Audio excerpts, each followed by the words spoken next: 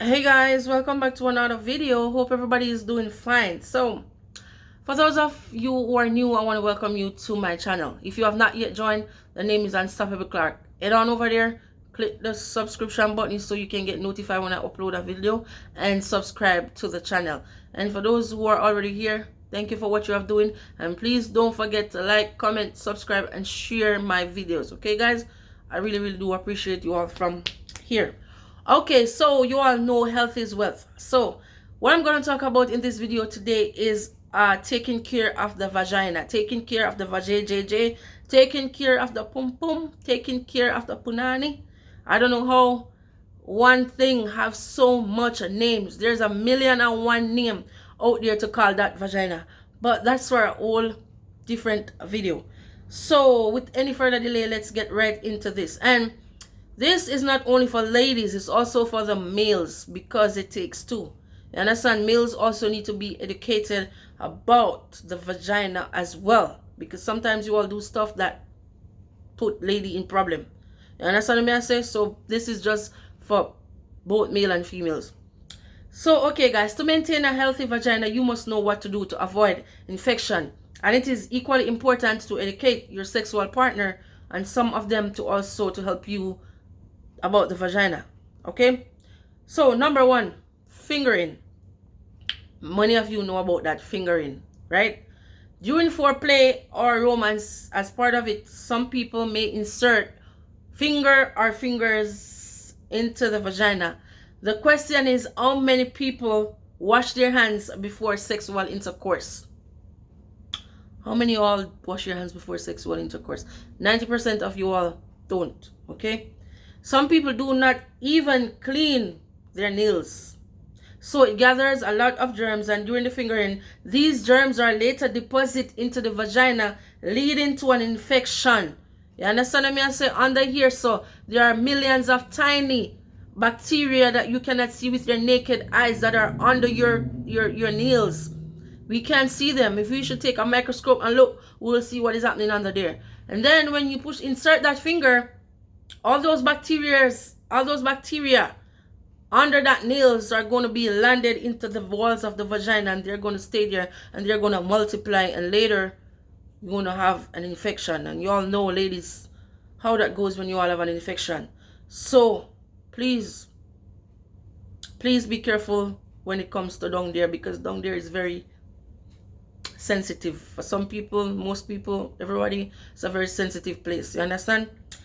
Alrighty, next one is anal sex. I am not here to tell people what to do with your life. I'm just here to pass on some information that I think may help you guys. Okay, so I'm not here to tell anybody to have anal sex or not to, but I simply want to draw the attention of those who engage in anal sex with the opposite sex. That is dangerous to have anal sex and continue to have vaginal sex. If this is done, the penis will pick bacteria from the anus and deliver them to the vagina, even if you use a condom, which lead to an infection again. You understand me? You all know what the bottom is for. You all know what the penis is for what the vagina is for. So you can pick things from there, put it into there, and then you have another problem to deal with again. All right, so please guys, refrain from doing that. Third, some guys complain bitterly about the vagina of their sexual partners. They complain that it's too big, and as a result of this, the females will go on to find all type of herbs, all kind of substances to make the vagina tighter. Some of the substances that they insert into the vagina can cause infection or sepsis. Some of the herbs can cause the vagina to get tighter to the extent that the penetration is no longer possible. In order for you to get penetrated, you will have to go and require treatment. You understand me? Sometimes males will say that, oh, she's too big or she's too loose. You gotta understand that she's not. Remember, the vagina, a baby comes from the vagina, and the vagina is like an elastic band. It extend to push out that baby, and it comes right back. You understand me? So if it could push out that baby and it come time and it come right back, then you can do nothing to that. You understand what I say? There's nothing you can do to that. And you have to understand that if a lady is not in the mood, if a lady is not going to be in the mood, her muscles are going to contract. You understand? Just make it harder for you to enter. But when her vagina walls are loosened, and she's in the mood for sex, she's gonna be relaxed, and it's gonna make it easier for you to enter. It's not that she's big or anything. You all getting this confused. Males, you are getting this confused because a lot of time I heard you all cuss ladies, and that's what you all say, how they're too big, they're too that. That's not the case. They're not too big, they're not too loose, they're not too nothing. It's just that the lady is relaxed, and when she's relaxed, the walls tends to be relaxed. The vagina walls tend to be relaxed, which make it easier for you to enter. But when she's not in the mood for nothing, or she just don't want to do nothing, it's gonna make it tighter for you to enter. Okay? So you all just cut that bullshit. There are a lot of ladies who have 6, 7 children and their vagina is still the same. You know what I mean? When I say not the same as in when she was a virgin, but you all males get this thing twisted a lot of times and talk a lot of crap sometimes, which doesn't go nothing like that. Okay? Next, douching. A lot of doctors will tell you they don't recommend douching. You understand? Because douching can change the necessary balance of the vagina flora, the bacteria that live in the vagina, and the natural acidity in a healthy vagina. A healthy vagina has good and harmful bacteria. The balance of bacteria helps maintain an acidic vagina. Okay? So, guys, some parents will also insert ginger or pepper or both into the vagina of adolescents as a form of punishment. This is so wrong that it can lead to infection. Some people are used to bathing by adding Dettol or other detergents to the water, and they put the solution inside the vagina with the help of a sponge or a towel or just the hand with soap to clean the vagina. This is so wrong, as it will change the normal flora into the vagina, leading to infection. Ladies, you have to remember that the vagina have bacteria in there that are not harmful, right? And when you put other solutions up there, like the douching water or whatever it is, put it up there, it is going to interfere with those bacteria, and it's going to change the pH level of the vagina, hence causing you to have an infection. So a lot of doctors, they will tell you, if you had to use soap, use something that is non-scented to wash down there, because again, you all know that down there is very, very sensitive. So you have to be careful of what you put down there. Whatever you put down there thinking that you're doing good, it is harming the vagina. The vagina clean itself because of the bacteria that are present inside of it, because there are bacteria that are not harmful that is there. And when you disturb those bacteria, it's going to cause an infection. You understand? So I'll suggest that if you got to clean, just use soap and water, and use soap that are non-scented. All right? Just remember that. Okay, use of water closet, like the bathroom, or like when you go to the beach and you have that thingy that you spray on yourself or whatever. Some people have the habit of not sitting on the seat of some toilet when using it, so they end up urinating on the seat. The possibility of picking infection when using it in that condition is high. Don't let your pants be at the thigh level when using these toilets, especially the public ones, as the inner part of the pant may rub against the surface of the toilet where the water is not running, and people may have used it and not flushed it, and you don't have any choice but to also use it. Use enough toilet roll to cover it before using it to avoid any splashes on the vulva. So that's why you will hear some people say they don't like using public restrooms. These are the reasons why, it's because they're never clean. And then when you sit on that, you know what's going to happen there. If they pee on it and it drip and you didn't see, whatever they leave there, it is likely for you to be infected from whatever happens there. Okay?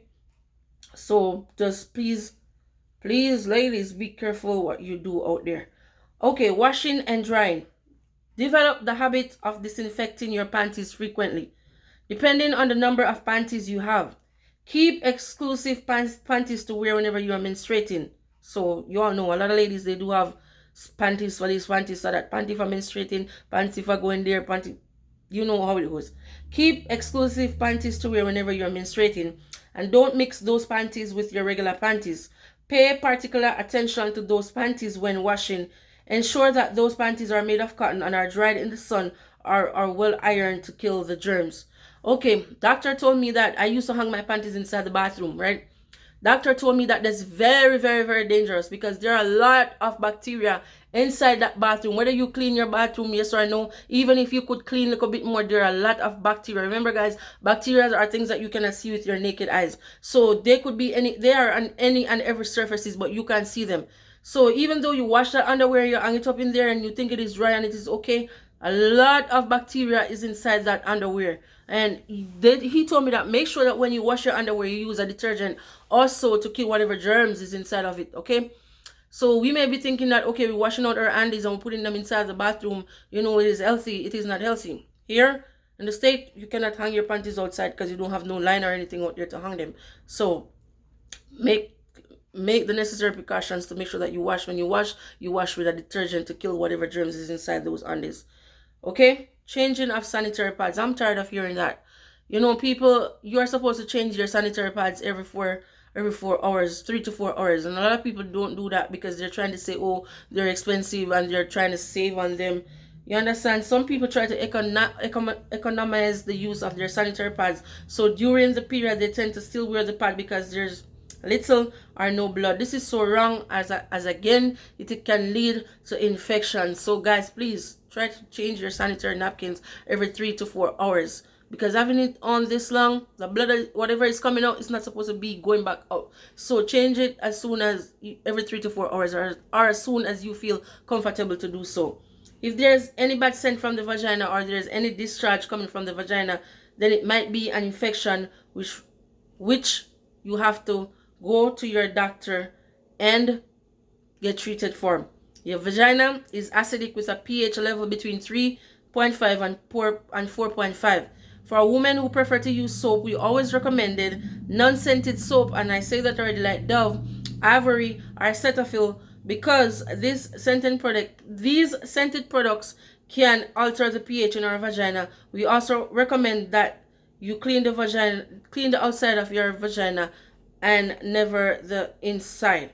So guys, there you have it, okay? And you all know the wiping rules of when you're wiping, okay?